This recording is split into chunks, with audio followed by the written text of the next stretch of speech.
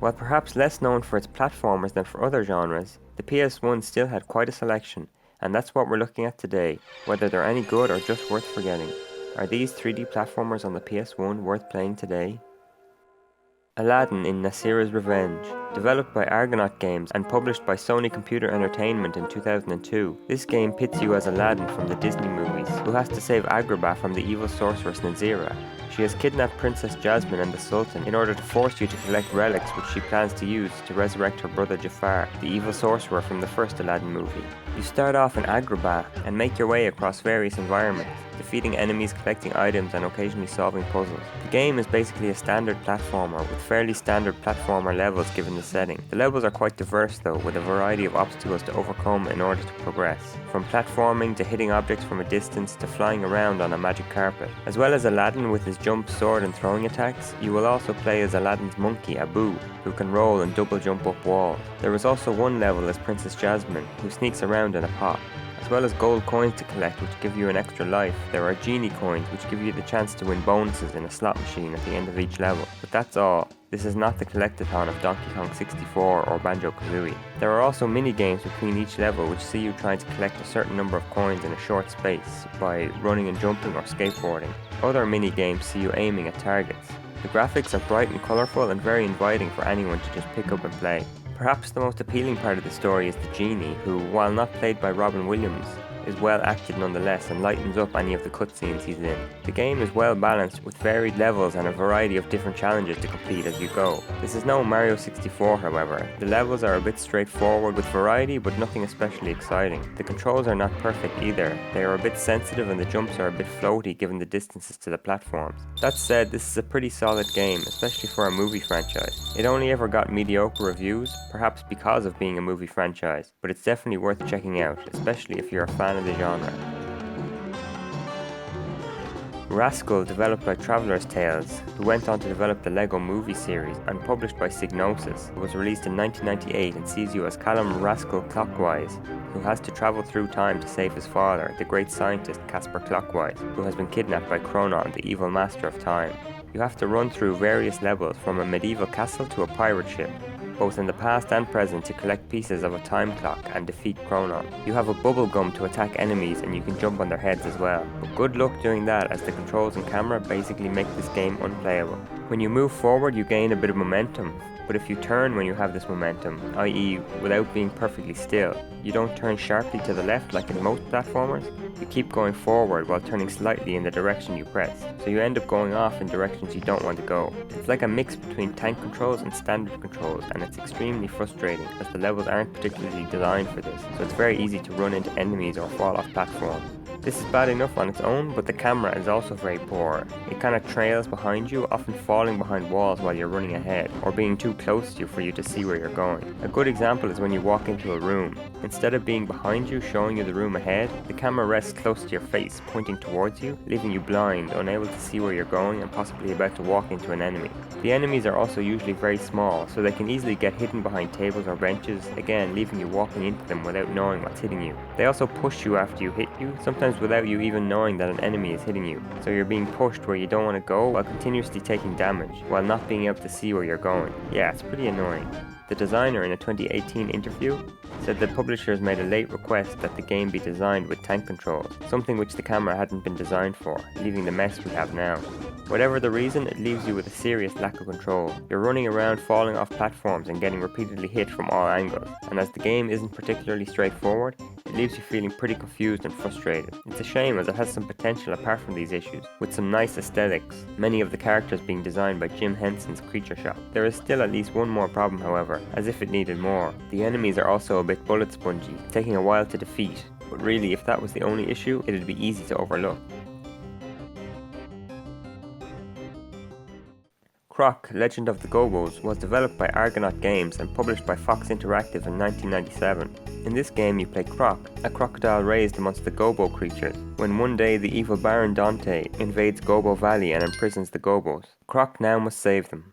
And how else would you save some kidnapped prisoners? Of course by jumping on platforms and collecting diamonds. And that's exactly what you do. The game uses tank controls to get you around, making you line up your jump first before attempting it. Your main attack apart from jumping on enemies is the spin attack with your tail. For health, it has a Sonic-style system of collecting diamonds, but you lose all those diamonds if you ever get hit, so you just need to keep at least one diamond to be safe. Unfortunately, when you get hit, because of the slow movement, it's not that easy to collect a fallen diamond again, so it's not a lot different from having a 2-hit health system. There are 5 fairly standard platforming type worlds: forest, ice, desert, castle and crystal, where you complete 5 levels each with again pretty standard platform mechanics, and that's a good description of this game, pretty standard. It got good reviews at the time but has received a bit more criticism since. The game is undoubtedly charming, the worlds are bright and colourful, and Croc himself is a very cute main character. The game was originally designed as a Yoshi game before being rejected by Nintendo, and it shows. Croc is very Yoshi-esque and the worlds are reminiscent of Nintendo's style. However, the tank controls make Croc quite tedious to maneuver. He can also be quite imprecise, as Croc tends to also jump a little bit past where you intended. This doesn't stop the enemies from moving fast, however, and they will often come up and hit you before you have a chance to move out of the way, as you can't quickly turn or run backwards. To compound the problem, the hit detection is also not the greatest, with enemies hitting you when it seemed like they shouldn't, and you missing enemies when it seemed like you should have hit them. The levels are also quite straightforward, consisting of just jumping between platforms and avoiding enemies. Despite being cheerful and colourful, they really consist only of platforms and islands, nothing very interesting. It's also often tricky to judge properly the distance to the next platform, which can leave you falling to your death unexpectedly. But these criticisms don't ruin the game completely. There is still a fun game to be found underneath. The levels may be straightforward, but the game still consists of solid platforming and item collection, so if you like that, the game is still worth playing.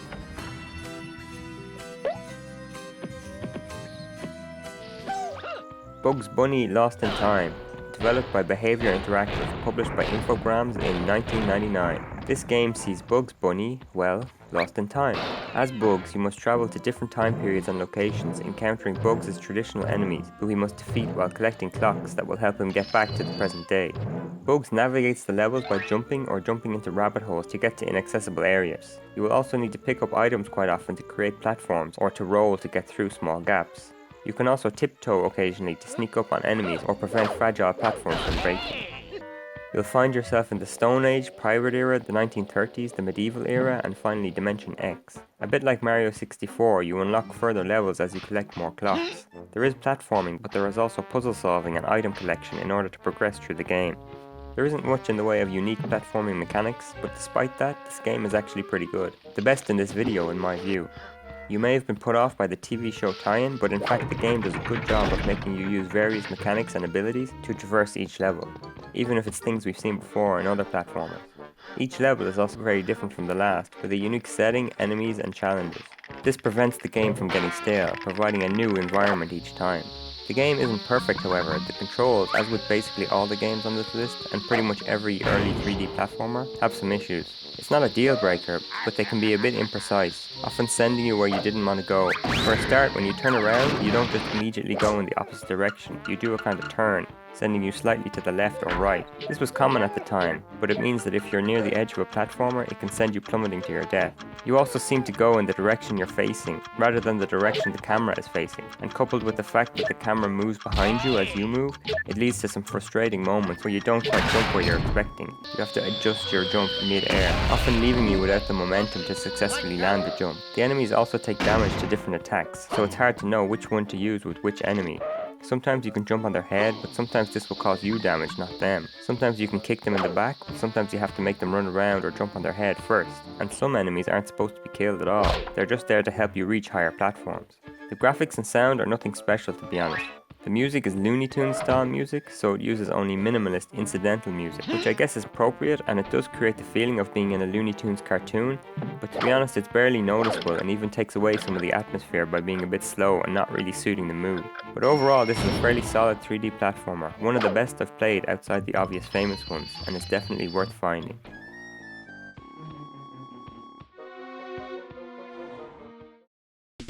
Jumping Flash, developed by Exact and Ultra, and published by Sony Computer Entertainment in 1995. Jumping Flash is the first ever 3D platforming game, beating Mario 64 by more than a year. You play as Robot, a robotic jumping rabbit, who is sent by Universal City Hall, to save Crater Planet, which is being destroyed by Baron Aloha. You do this by collecting the necessary jet pods which keep the planet afloat, somehow. You have a gun and you have a double and triple jump which you can use to get around platforms and collect the aforementioned jet pods. There's also a bonus world you can access where you need to shoot all the balloons in the given time to get an extra life. There are also power-ups to collect around the level, like time freeze or secondary weapons. Your first thought while watching this is probably, how the hell do you control this mess? But actually it's a lot better than it looks. On the ground you run around in first person mode, so that's fine. In fact, the third level doesn't even involve much jumping, and is more like a first person shooter than a platformer. But when you do jump, you have a double and triple jump which help you control where you are in the air. After your second jump, the camera automatically looks down so you can see where you're going to land. You also have an option to look around, so you can, for example, aim at enemies or look for platforms. It's not bad, but it's not perfect either. For example, you can only look around on the ground, and you have to stop each time you do, leaving you vulnerable to enemies. You can also only look down while double jumping, so you better hope you judge the distance to the platform correctly before you jump, because you don't see nada when you're in the air. To be fair, this just makes you keep double jumping to see where you're going, so it's a minor issue. When looking down though, you can aim your jump fine, but you can't see enemies who may be firing at you, and who may be above you or at the same level, leaving you defenseless, and can even knock you off your path and make you fall to your death. And if the platform you're aiming for is a bit further away, you'll have to judge the distance without being able to see it, then quickly adjust yourself when it comes into view as you're falling. Apart from the controls, the enemies will also often hit you from behind without warning. In later levels especially, there will be a ton of crap flying around, often heat-seeking straight for you, and you can't see it unless you're looking at it, so you'll get hit a lot without being able to prepare or react. The other big negative is that you don't always know where to go. A marker for the jet pods that you're looking for won't always be on screen, and in later levels can be a bit hidden away from the main platforms, leaving you wandering around the same areas for a while until you find what you're looking for. These issues are fairly small however. The game is very forgiving and you probably won't die much while playing through. It's also very short, completable in a few hours at most. The graphics are early 3D graphics, and while they have a nostalgic charm, some might dislike them. The music creates an atmosphere, but it's nothing you'll be coming back to. Overall, this is a pretty good game, and even if it weren't, it would be worth playing for its uniqueness. We never really saw a game like this again as far as I know of, apart from the sequels obviously. Even Mirror's Edge, which was praised for its first-person platforming gameplay, is a very different type of game. Ultimately, I don't think the first-person perspective works with a platforming game. How many times have first-person shooters been criticized for including platforming elements? But it was worth a try, and this game is definitely worth a play, for the historical value if nothing else. Thanks for watching.